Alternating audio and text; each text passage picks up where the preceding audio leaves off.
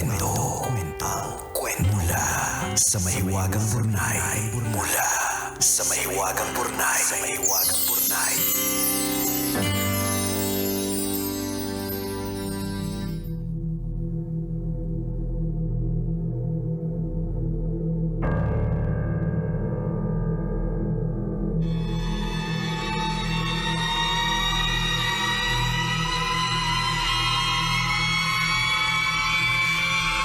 Nagugulat na ako agad eh.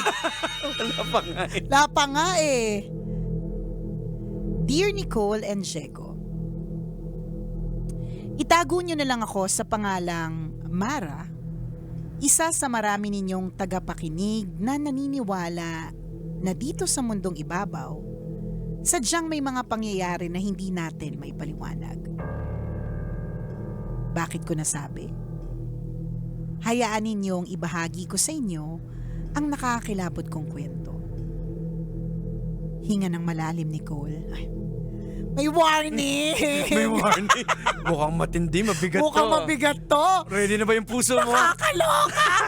Hinga ng malalim, Nicole, at ihanda ang puso at isip sa kwentong ibabahagi ko. Nangyari ang hindi malilimutang karanasan ko noong 2017. May asawa na ako noon at 2 anak. Lalaki yung panganay at si Lady naman yung bunso. Nagtatrabaho ang mister ko bilang delivery boy sa isang water refilling station. Mababait ang mga amo ng mister ko at pamilya ang turing sa amin. Dahil puro mga lalaki ang anak, paborito nila ang 4 na taong gulang naming si Lady. Isang araw biglang nagkasakit si PJ, ang panganay na anak ng mga amo ni mister. Napag-alaman namin na namamaga ang puso nito. Hindi nila kinaya ang gastos kaya nagdesisyon sila na iuwi na lang ito sa bahay. Nakakaawa ang lagay dahil laging naka-oxygen. Palagi nitong hinahanap si Lady kaya paminsan-minsan hinahayaan kong isama ng tatay niya sa trabaho si Lady para madalaw niya naman ang kuya PJ niya. Isang gabi, naninervous na. Kailangan talaga gabi. Katatapos lang naming kumain ng hapunan at nanonood kami ng TV sa sala, nang biglang mapatingala si Lady sa bubong naming walang kisame. Bakit? Ba't ganun mo?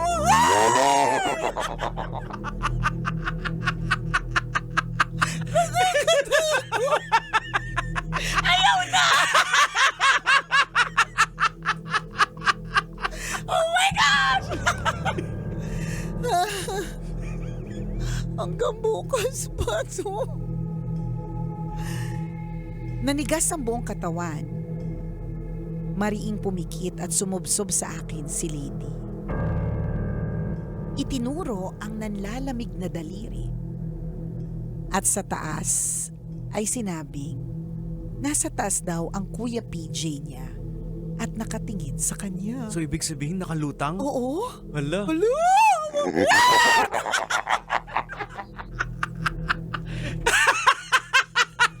Bakit mo tinatanggal yung headphone mo? Tinatanggal ko kasi parang feeling ko kukunin ako ng boses mo. Oh my gosh, di ko kaya! Nakakaloka! So, sinundan pa ito ng pagsasabing patay na daw si PJ. Huh? Sorry, nagulat ako. Hindi ko alam. Hindi, may lamok. May lamok. Alamok ba yan? Nagugulat ka eh. Sinundan pa ito ng pagsasabing patay na daw si PJ. Tumingin ako sa orasan, 9:00 ng gabi. Kahit kinikilabutan, sinabi ko kay Lady na hindi patay si PJ. Sabi ko, ipagpatuloy lang namin ang pagdarasal para kay Kuya PJ at paghagalingin siya ni Papa Jesus. Hindi pa din kumalma si Lady. Magdamag din itong inapoy ng lagnat. Kinaumagahan, pumasok ang mister ko sa trabaho. Tumayo ang balahibo sa batok niya nang malaman niyang namatay si PJ noong nakaraang gabi. Hala! So, totoo nga, nakita niya lumulutang. Oo. Ang mga bata pa naman daw, hindi naman yan sila nagsisinungaling, di ba? Mhm. Kaya nagpapakita.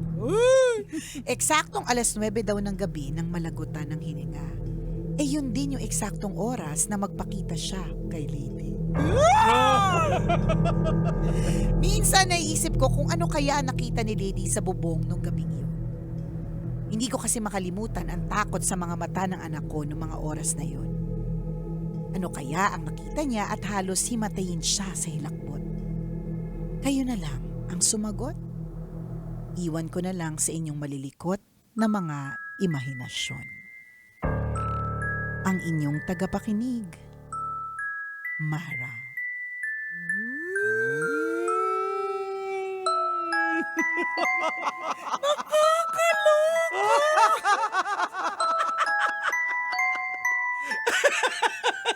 Yung demonitang tawa nakakatawa. Tsaka bakit ganyan, Diego, no? Yung ganyan, yung tugtog na yan, yung Oo. pangbata. Bakit ano, di ba, kung tutusin para siyang ano eh. Pangpatulog. Pampatulog, Oo. lalabay. Bakit parang Pero bakit nakakatakot? Tsaka yung, Ewan ko sa'yo! Hindi, ano yan? Hindi, sa balikat mo! unicorn!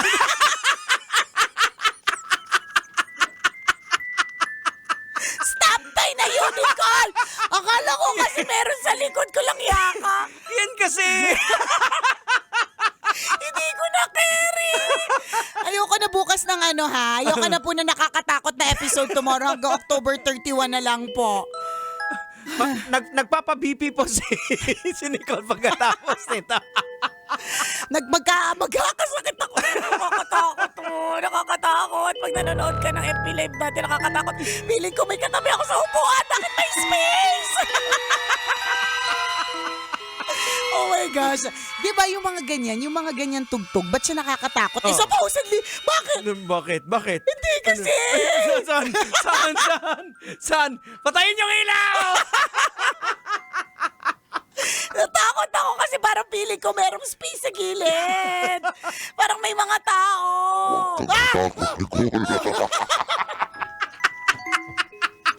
Ayoko na.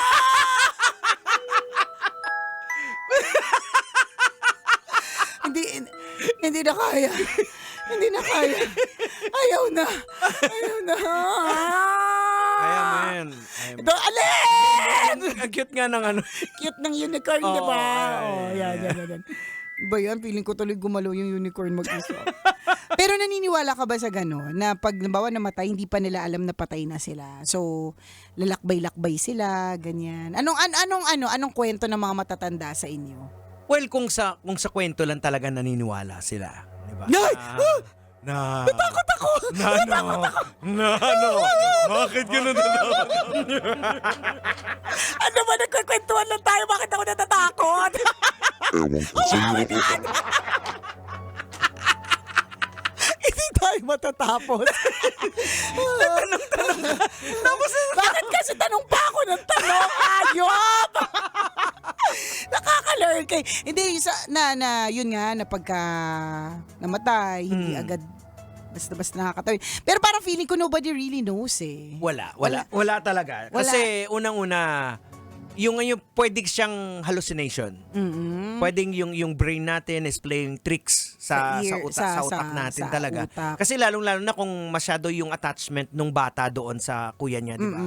So, siguro baka Baka may ganun. Pero may madami din naman talagang mga hindi ma-explain na mga bagay sa Oo. mundo eh. Sa totoo lang din. Yung mga ganyan na mga traveling, yung mga ganyan na ano. Kasi alam mo, Jegs, nung nagkasakit yung anak ko, si Princess, later on, kwento niya sa amin yung yung traveling niya. Yung lagi namin sinasabi sa kanya na buti na lang hindi mo alam na wala kami. Tapos sinasabi niya na hindi alam ko na wala kayo. Kasi I knew I was alone kasi lakad lang daw siya ng lakad.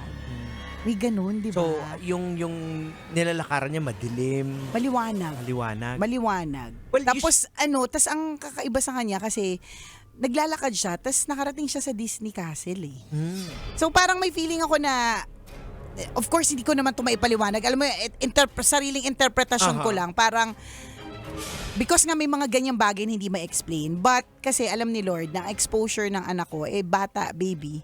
Bata siya eh. So, Disney Castle, yun yung napuntahan niya. Pero dun sa Disney Castle na yun, ang sabi niya, may kumukuha daw sa kanya. Pero hindi daw inaalaw ng mga Disney princess. Parang ganun. So ako parang interpretation ko dun is may gustong kumuha sa kanya. Hindi natin alam eh. Hindi ko.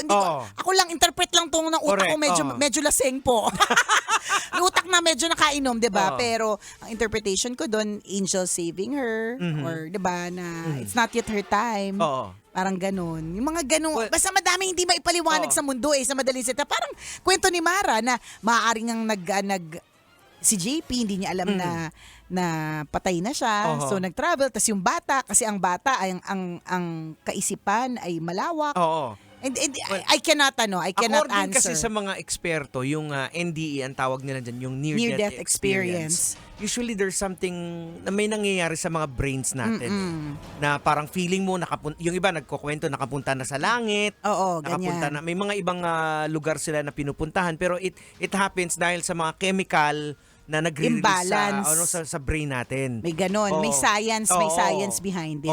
Pero ako naniniwala ako na kahit may science, meron pa rin kababalaghan. Yes, totoo, of course. 'di ba? Nag-i-exist naman talaga. Nag-i-exist naman kasi talaga siya. Kaya bakit nga sinasabi ng Bible na huwag kayong makipag-usap sa patay? Kasi hindi mo alam kung sino yung kausap mo. So, ibig sabihin kasi, talagang may mga nangyayaring Kababalaghan. Ayoko! Hindi ako makikinig sa headset. Para hindi sumigaw. Ang yabang, isa lang pala yung gumagana. Isa lang gumagana. Ito lang. So ito lang inangat ko. Para hindi ako matakot. Hindi ko marinig yung boses mo.